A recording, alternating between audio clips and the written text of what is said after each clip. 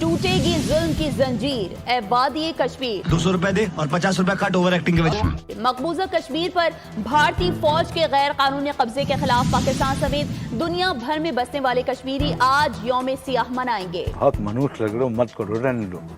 77 برس تو گزر گئے ہیں، لیکن یوم سیاہ مناتے رہتے ہیں، تو ہوتا ہوا تھا کچھ ہے نہیں. یہ بڑی اچھی بات کہی ہے آپ.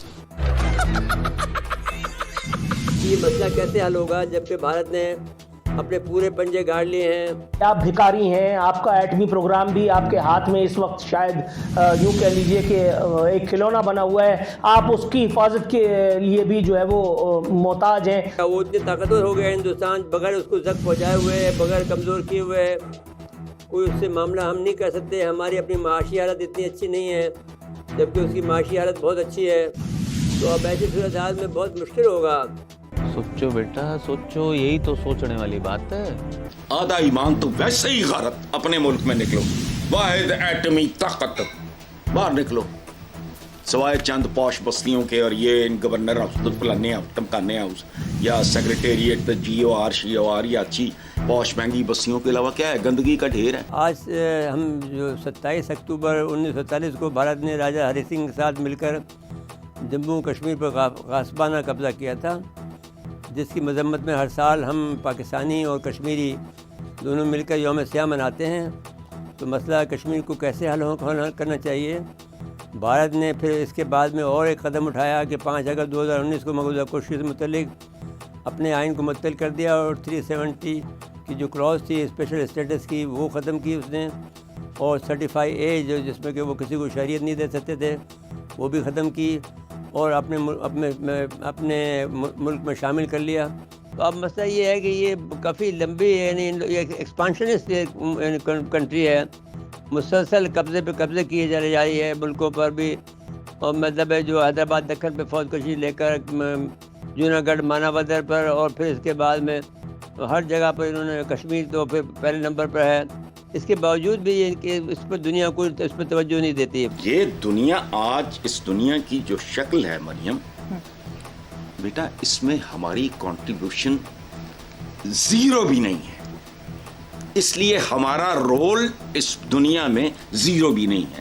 جتنی آج کی دنیا میں ہماری کنٹریبیوشن ہے عالم اسلام کی، جتنی کنٹریبیوشن ہے اتنا ہی رول ہے. آپ لوگوں کی کنٹریبیوشن زیرو ہے، آپ کا رول بھی زیرو ہے. اب اس کے لیے آزاد کشمیر یعنی جو ہماری سائڈ پہ کشمیر ہے اس کی بات کی جا رہی تھی کہ وہاں پر جی جو ریلیز ہیں وہ نکالی جا رہی ہیں، پروٹیسٹ کیا جا رہا ہے. یعنی جموں کشمیر میں جو ظلم و ستم ہو رہا ہے بقول ہمارے گورنمنٹ اور ہمارے ٹی وی چینلز کے، اس کے لیے وہ رکوانے کے لیے جو ہے وہ پولیٹیکل ریلیز یا کہہ لیجئے کہ پروٹیسٹ وغیرہ جو ہیں وہ ہمارے جموں کشمیر میں چل رہے ہیں. یہ مجھے بات سمجھ میں نہیں آتی. پتہ نہیں ہم لوگ اتاولے زیادہ ہیں، ہم لوگ باولے زیادہ ہیں کہ بھائی وہاں پہ کچھ ہو رہا ہے اگر تو آپ یہاں پہ پروٹیسٹ کر کے آپ کو کیا ہوگا. جب فلسطین کی بات ہوتی ہے، چاہے دنیا میں کہیں کی بات ہو، پروٹیسٹ ہمارے یہاں شروع ہو جاتے ہیں. یہ اور بات ہے کہ سبھی کو یاد ہوگا کہ ابھی زیادہ دور کی بات نہیں ہے. میرے خیال ہے کہ جب ہمارے ہی کشمیر میں اٹھا پٹخ جو ہے وہ مچی ہوئی تھی، اور نہ صرف یہ کہ پولیس والے بلکہ فوج والوں کو بھی اٹھا کے جو وہاں پہ رینجرز گئے تھے آزاد کشمیر میں، ان کو بھی اٹھا کے نیچے پھینکا جا رہا تھا. تو وہ سب تو یاد ہے، لیکن اس وقت وہاں جموں کشمیر کے لوگوں نے ہمارے لیے پروٹیسٹ نہیں کیا، ہمارے لیے کھڑے نہیں ہوئے. لیکن ہاں یہ خبر جو ہے وہ آج صبح سے چل رہی ہے جس میں کہ امیر مقام صاحب جو کہ منسٹر بھی ہیں ان کا بھی دکھایا کہ جی وہ کشمیر میں کھڑے ہو کے بھاشن دے رہے ہیں. ویسے ہمارے لوگوں کو کشمیر میں جا کے بھاشن دینے کا بہت شوق ہے.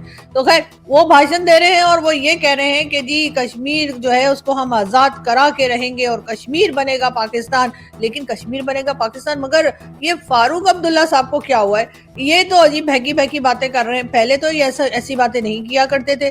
اب انہوں نے یہ کہہ دیا کہ جی کشمیر جو ہے وہ کبھی پاکستان کا حصہ نہیں بنے گا، پاکستان اپنے کام سے کام رکھے. اب دنیا کی توجہ کا میں بتاتا ہوں کہ طریقہ کیا ہوتا ہے کہ امپلیمنٹ کرایا جائے، لیکن اس سے پہلے یہ بتاتا چلوں کہ تمام ایویڈنس چلے پاکستان تو ایک فریق ہے، ہونا بھی چاہیے. کشمیریوں کے ساتھ ہمارے دل دھڑکتے ہیں، تو ہم تو ایک فریق ہیں. ہم نے بھی 131 صفوں کا ہمارے فارن آفس نے ایک پورا ڈوسیئر اقوام متحدہ میں داخل کرایا اور بتایا کہ کیا کیا کشمیر میں کس قسم کے ظلم و ستم وہاں ہو رہی ہیں، کتنی ایکسٹرا جوڈیشل کلنگ ہوئی ہیں، کتنے لوگوں کو بیوہ کیا گیا ہے، کتنے بچوں کو یتیم کیا گیا ہے، یہ تمام تمام اور ایکسٹرا جوڈیشل کلنگ، تو یہ تمام کی تمام ہم نے تو ان کو دے دیا، لیکن اس کے ساتھ ساتھ اور کیا کیا، اس کے ساتھ جو ہیومن رائٹ کمیشن جس نے کہ 3 مرتبہ اپنی رپورٹیں شائع کی ہیں، اور آخری مرتبہ جو رپورٹ شائع کی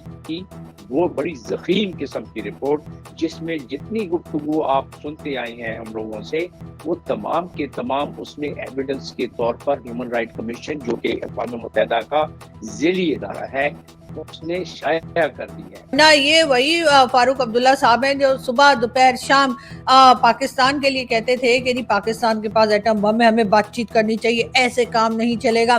لیکن پتہ نہیں کیا بات ہے، جب سے ان کے بیٹے عمر عبداللہ جو ہیں وہ جب سے چیف منسٹر بنے تب سے ان کے تیور ہی بدل گئے۔ لیکن کوئی بات نہیں، دیکھتے ہیں آگے آگے ہوتا ہے کیا۔ لیکن ہم آپ کو یہ بھی بتاتے چلیں کہ جی چٹھی آئی ہے چٹھی، سوری میں گانا نہیں گانے لگی تھی، میں آپ کو یہ بتا رہی تھی کہ جی ایک چٹھی آئی ہے، اور کس نے لکھی ہے؟ TTP نے، تحریک طالبان پاکستان۔ تحریک طالبان پاکستان نے پاکستان کی رینجرز کو، پاکستان کی گورنمنٹ کو چٹھی لکھی ہے اور کہا ہے سنبھل جاؤ اسی آ رہے ہیں، ٹھیک ہے۔ تو انہوں نے کہا ہے کہ جی آپ کو جو ہے وہ سنبھل کے رہیے، اس لیے کہ ہم جو ہے کہ کو چن کے پکڑیں گے۔ انڈیا پہلے کہتا تھا کہ انٹرنیشنل ایشو ہے، پھر کہتا تھا بائیلیٹرل ایشو ہے، اور پھر یونیلیٹرلی اس پر قبضہ کیا، وچ از ٹوٹلی انلیگل۔ اور جو اس 5 اگست کے بعد انہوں نے ظلم و بربد کیا ہے، دنیا میں کبھی اتنا لانگ پورے Jammu illegally Indian occupied Jammu and Kashmir پہ کرفیو نہیں لگا جتنا زیادہ، بلیک انٹرنیٹ بند، نکلنا بند۔ وہ تو بذات خود وہ کرفیو اس بات کی تصدیق کرتا ہے کہ کشمیریوں نے پلیبسائٹ کر دیا۔